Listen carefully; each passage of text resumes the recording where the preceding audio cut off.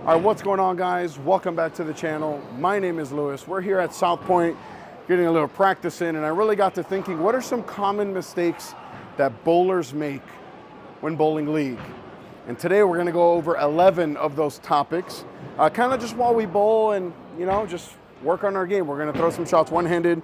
We're gonna throw some shots two-handed. I have two Evoke Hysterias, one one-handed, one two-handed, and a Primal Ghost, also drill two-handed. Make sure you subscribe to the channel if you want to see more videos like this. EFX.co, promo code Napoles 10 for the jersey. Link down below in the description for the chamois. I would super appreciate it. So I got my notes here. And then the first one that we're going to take a look at is not practicing before league. Like showing up to league late. I see people do that all the time, where they show up to league late and then they complain about bowling bad. I try to always make sure that I'm like at least 30 minutes early at the bowl, so I can make sure I stretch out, put my tape on, so that when practice starts, I am nice and ready to go.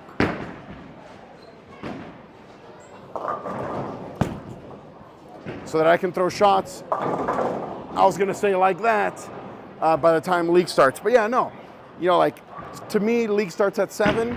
In my head, it really starts at 6:30. Because if I'm there by 6:30, I have enough time to put on my tape, like I said, stretch out, really get everything nice and warm. I got to make a better shot than that. On my second item here is ignoring the lane conditions. And what I mean by that is, how many times have you ever heard someone say, oh, I stand at 25? Well, do you stand at 25 always, or do you stand at 25 today based on what you're seeing? Because we know that these lane conditions change.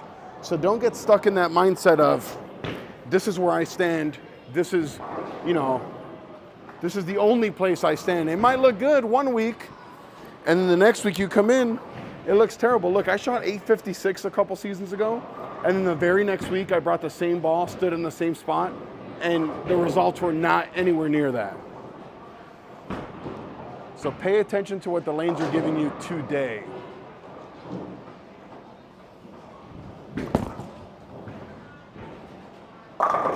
So you can make the proper adjustment so you can throw better shots. I did move off that. I moved one left. And so, okay, now I'm not standing at 23 anymore. Now I'm standing at 24. And always be conscious of that. So let's look here, number 3. I'm super guilty of this one, right? Wrong equipment choices. If you're bowling league, do you really need 2 urethane balls and a super big ASIM solid? Probably not. But also, I get caught up in the hype of, I'm going to throw the newest ball just because. And the newest ball might work, but it might not be the one you need that week. So throw one more shot here.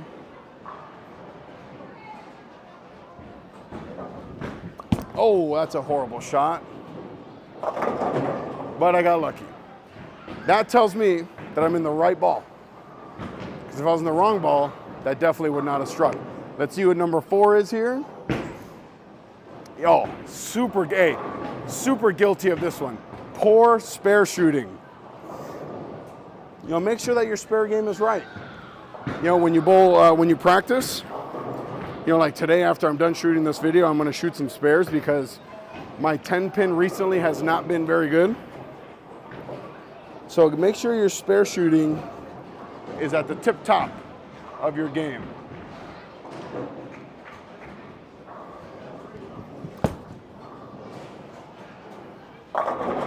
There we go. Because the difference between averaging 220 and averaging 200 could just be spares. The difference between averaging 200 and 180 is definitely spares. Not tracking your moves, right? Not saying, okay, hey, it's time for me to make a move. Where was I at last time? Making sure that these lanes are treated differently. If I'm standing at 25, I need to make a move, blah, blah, blah. Like I was at 24, now I'm gonna throw this one that's two-handed. So I have to keep in mind that if I'm bowling two-handed on this lane, one-handed on that lane, or just one lane is transitioning faster than the other, keep those moves in the back of your mind. So this is gonna be a pretty huge move for me because I'm going from one-handed here to two-handed.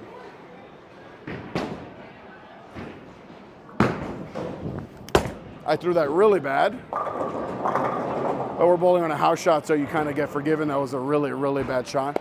But yes, track your moves. And keep in mind that both lanes are going to be different. Treat them as such, okay? Do not assume that they are the same.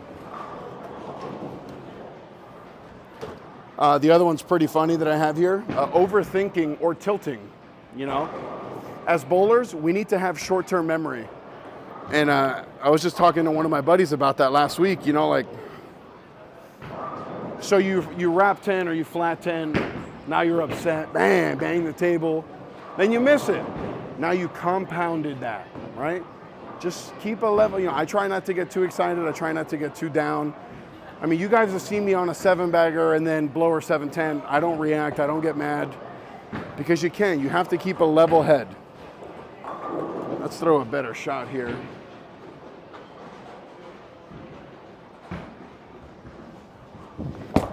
I threw that really bad. Threw that really, really bad. But you can't get mad at that, right? Keep a level head. What's the next one? Oh, I'm not guilty of this, but this is one that does kind of get me. Having bad etiquette on the lanes, right? Understanding if your league is 1-lane courtesy or 2-lane courtesy and not jumping people. You know, like one of the things that really bothers me when I'm on the approach is, let's say I'm up here on lane 63, right? I'm up here on the approach. Someone on lane 64 will come pick up their bowling ball out of the rack while I'm on the approach. Don't do that. That's poor lane etiquette. Don't do that. All right, let's throw a better shot here, two-handed. See if this one is the money shot right here.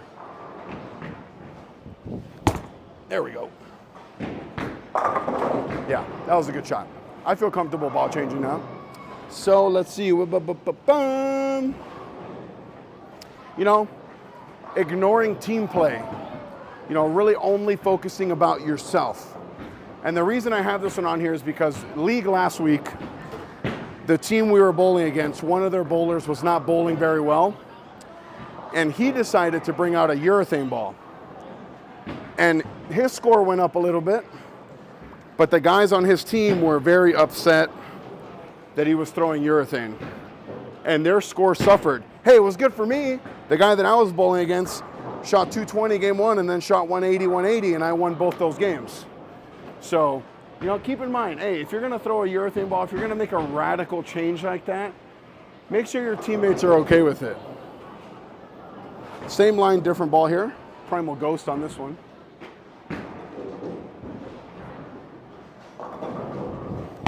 Oh, fell off, smooth. Oh, make that 7-pin go down. What's the next one here? Number 9, you know, I'm super guilty of this. Inconsistent pre-shot routine. You know, I know that pre-shot routines are important. I know they are, yes, 100%.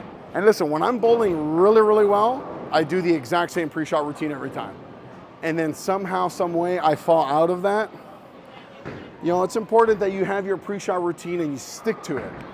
When you're bowling good, when you're bowling bad, stick to your pre-shot routine. Let's throw another shot here, one-handed.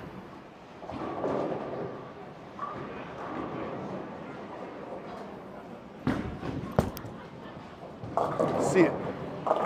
Hey. I'll take that. Hey, let me know while we're here. Do you like my one-handed and two-handed game together? Should I stick to one versus the other? Blah, blah, blah. Oh, number 10, I'm really guilty about this one. What's up, Joe? Not maintaining your equipment. You know, I'm super guilty of like never touching my bowling balls with Abralon pads. I'm super famous for not cleaning the covers of my bowling balls. But yes, it is important. Maintain your bowling balls so that they last longer.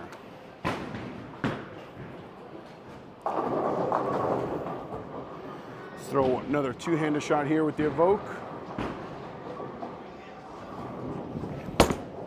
Not a good shot. Quite a bit of hold in the middle because that was a bad shot. That was a bad shot. All right, so last one here. guilty of this, and I'm going to tell you long story short or short story long. But the last one here is neglecting your physical game, right? The basics. Last year, I was bowling so bad one-handed that I decided to bowl two-handed. Now, ultimately, it ended up being a positive because now on the channel, I can do ball reviews and videos one-handed and two-handed. But my physical game got so bad that I decided I'm just gonna bowl two-handed. And then a couple months ago, I decided, or like a month ago, I decided, hey, I wanna start bowling one-handed again so I can do one-handed and two-handed stuff. And I went back to basics, completely started over, you know, I didn't do any lessons, but a lot of drills and stuff. You guys have seen the videos. And my one-handed game now is better than it was like in years prior. And all I really had to do was just not neglect the basics, right? So hopefully here, this will be the last shot that I throw.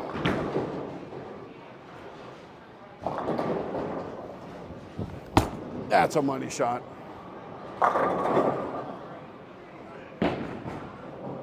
Oh, that might have been the best shot I threw today. But guys, let me know. Is there anything that I should have not included in this list that I did? Or is there anything else that I should have included that I didn't?